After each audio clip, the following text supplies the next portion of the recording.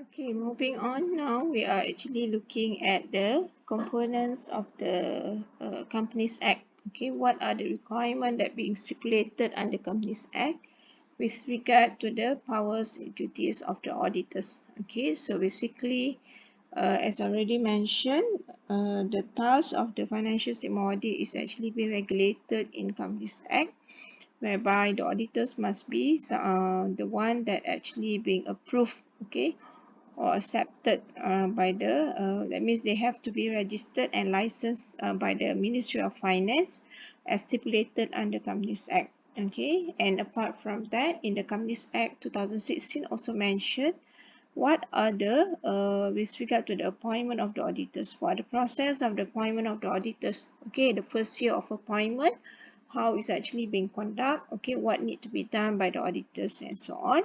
And then in the case of the second year or subsequent years of for the auditor to be in the office of the client, okay, or the customer, hence what will be the process of the reappointment, particularly in the AGM.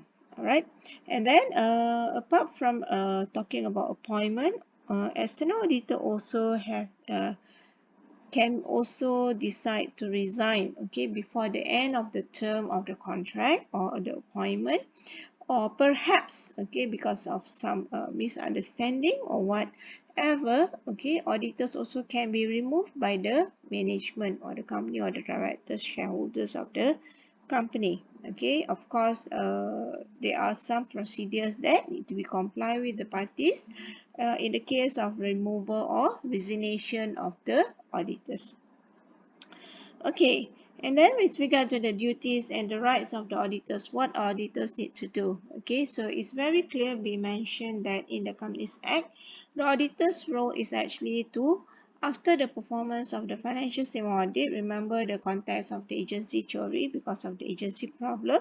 Hence, auditor is actually being appointed by the shareholders to oversee the conducts and actions of the management. And after that, during the AGM, auditors are supposed to report to the members. Members is actually the shareholders of the company with regard to the financial statement. Okay, financial statement, accounting, and other records. That's why during the conduct of the audit, we actually accumulate our evidence, okay, based on the accounting's record, based on the documents, okay, or any relevant records and documents that we need to cite, okay, to prove that all the management assertions about the items in the financial statement is actually accurate, complete, and so on. Okay, so in other words, it has to reflect that the financial statement is actually true and fair in accordance with the applicable approved accounting standard, which is in the case of Malaysia, it will be MFRS. Okay, so in the case of the public company, the presentation of the audited financial statement will be done in the AGM, okay, annual general meeting, where it will be attended by the management as well, board of directors, and also the shareholders, which is normally coming from retail investors and so on. And with regard to the private company, which is Sdn Berhad, okay, because in this case they don't have any public investors, so the presentation of the auditor will be done in the smaller scale, which is only presented by the members. So meeting of the members are still, members is actually still shareholders, but with regard to the Sdn Berhad, normally the shareholders is also the management who runs the business. Okay, so it's normally will be very small in scale, so therefore it will be just involved normally within that all the management or whoever the key shareholders, okay, which is not open to the public. So it's also as mentioned in that particular section, all right, section 263 up to section 281. Okay, it's also mentioned about the duties, the rights of the auditors. Okay, in the case of when you do financial statement audit, hence you need to cite or accumulate evidence. Okay, what are the do's and the don'ts of the auditors that they can do during that audit process? So apart from that, okay, they have the right to access to all records, registers, information, or any explanations. Okay, so that means there is no limitation of scope. Okay, because you have to take note is that when there is a limitation of scope during the course of the audit, in the case of when you want to collect or accumulate evidence, then it would actually have an impact on your audit opinion. Okay, so because that's why it's actually very important for auditors to know that they can actually assess anything. That means client, if they say, oh, this one is restricted and so on, hence you should actually notify the client that it's clearly be mentioned in the Companies Act. What are the access that being actually allowed to the auditors. Apart from that, okay, auditors also have the rights to attend the EGM, okay, because by right, auditors should be able to do their representation in the EGM in the case of when shareholders is actually raise queries, okay, or question with regard to the financial statement, means the auditor should be able to give their responses. Okay, again, it cannot be restricted by the management. And then auditors also have to take note their responsibility. Okay, one thing that you have to be sure, roles of the auditors or duties of the auditors as per auditing standard is not supposed to detect fraud.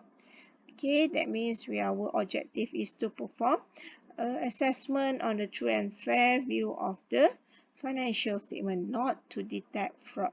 Okay, but the big but there, if in the case of when you perform the conduct of the audit, you find any irregularities or any red flags, okay, that actually give you some clue or triggers that there could possibly, okay, there could possibly have or fraud has happened, okay, then what will be the actions that required to be done by the auditor. Okay, so it's all actually stipulated, okay, in the Companies Act. All right, so that's why to become an auditor, before you work as an auditor, you have to know what are the powers, duties and rights of the auditors, okay, so that you know what to comply, okay, in order to perform your duty of care as required by MIA by law later on. Okay, under the MIA bylaw, alright, there are few segments. It's been divided into several segments or several para or section. So the first section, the most important thing is actually the four components, okay, which is the requirement. This is very fundamental principle that all auditors and accountants must have, which are the integrity, objectivity, independence, as well as competency and due care. Okay, and last but not least is the confidentiality. So as an individual, that means you as an individual, regardless whether you work in the context of accountant or you work in the context of individual auditor, okay, when you work as an auditor in the certified public accounting firm, okay, so you have to comply with these four fundamental principles.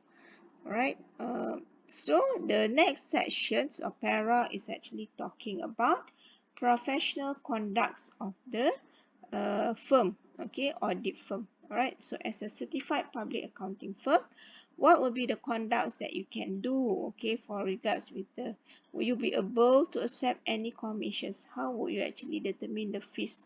Okay, are you allowed to do marketing, advertising or promotion or not? Okay, because there are some restrictions with regard to the conducts, because the most basic important things that why we have to observe our conducts, okay, our behavior is simply because we have to ensure that our integrity, our independence are not being affected, because the moment your independence are being affected, hence it will affect your professional judgment. That means you will not be able to make an objective decision making, okay, because your mind is actually not objective. It could be leading to bias in your decision making process, okay, so that's why the behavior and the conduct is actually very crucial, because the most important general rule that auditors must observe is actually independence, okay, so whatever threats that will affect your independence must be observed,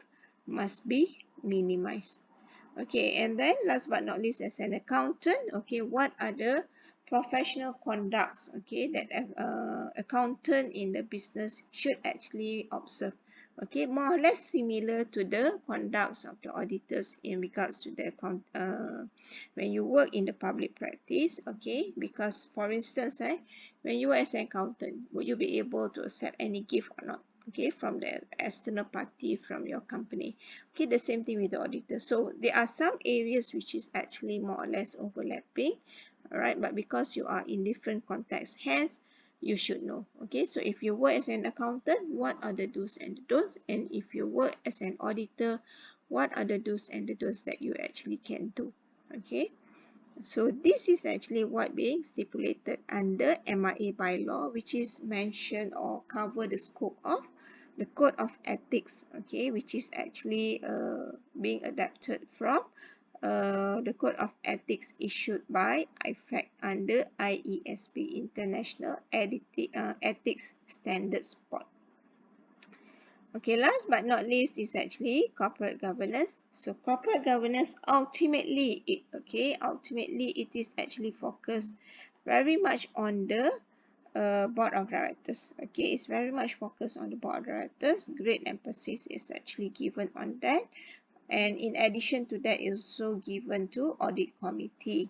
Okay, apart from that, they also cover audit. So audit is actually, they touch a little bit about the role of the internal auditors, okay, in regard to the relationship of the internal audit and also audit committee, as well as the role of the external audit, okay, with regard to their relationship also with the audit committee. Okay, and a little bit they also touch about risk management and control, because actually this is the internal monitoring mechanism. That means mechanism that the company must have in order to monitor the conducts or the preparers of the management in preparing the financial reports. Okay, but of course external monitoring mechanism will be external auditor, who would also actually observe the way of how financial reporting is actually being prepared. Okay, so of course, the it's good if actually if you can have a look, a glance of the earlier version of the MCCG, because if you look at the latest version of MCCG, it's very much like has been revised, because it has been revised, so it's very much focused on improvement that need to be done further, okay, for the board of directors, for instance. All right, because the earlier component, the earlier criteria or characteristic of the board of directors has been actually stipulated under the earlier version of MCCG. Okay, so therefore, to know the whole story of the development of the MCCG, okay, you can actually go through to the earlier version, at least go through the MCCG 2007 and also 2012. Okay, and also latest we have 2017. Okay, so you can see, all right, you can also appreciate, all right, what is actually happening, okay, to the criteria with regard to the directors, how the evolution is actually happen on in order to improve the effectiveness of the board of directors, which is the key person that actually should have play their role in monitoring the management. Okay, all right, so that's all for what you need to know briefly with regard to the regulatory frameworks, okay, regulatory frameworks in the context of assurance.